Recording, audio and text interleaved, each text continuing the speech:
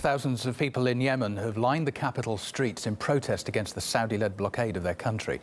Last week, Riyadh introduced a full blockade on Yemen, closing all access by air and sea. The Saudi-led coalition entered the civil war in 2015, supporting the ousted government against Houthi rebels. Its blockades have left millions starving and has led to what's been called the deadliest outbreak of cholera in recent history. However, after pressure from the United Nations and human rights groups, the Saudis claimed on Monday that it would roll back the blockade to a partial one again. However, Human Rights Watch says that claim is a form of cruel fiction, explaining that the ports that Riyadh will reopen aren't enough to provide essential supplies of food and medicines. Saudi Arabia says it will continue with its partial blockade until it's convinced there's no flow of weapons from Iran going to the Houthi rebels. The civil war in Yemen is being seen in the Middle East as a proxy war between Saudi Arabia and Iran. Next, RT's Jacqueline Vuga looks at whether the current Cold War between the region's most powerful countries could lead to a full-scale conflict.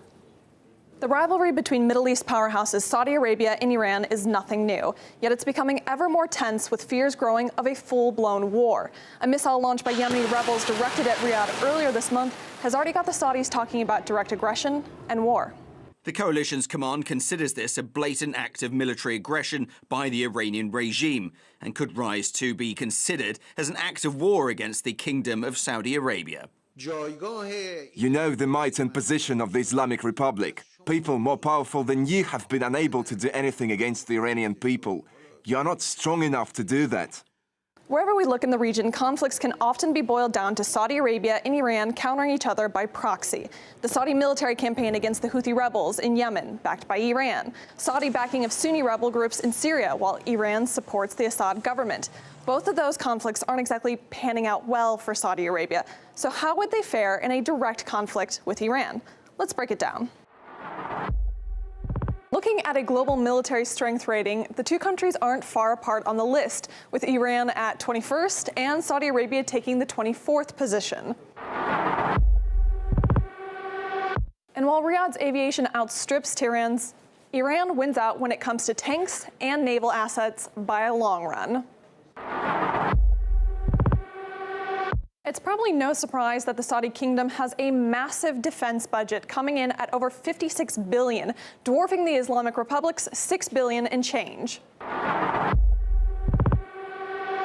But when it comes to manpower, Iran has significantly more citizens fit for service in the event of war. You have a very rash ruler in Saudi Arabia. I'm talking about the Crown Prince Mohammed bin Salman.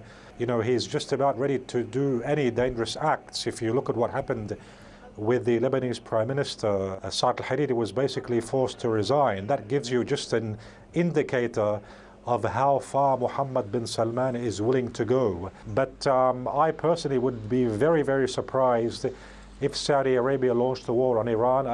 I would completely rule out Iran launching a war on Saudi Arabia. If Saudi Arabia had guarantees or a chance of winning, I think it would go ahead with the war, but I think Saudi Arabia believes it doesn't have a chance of winning a war against Iran.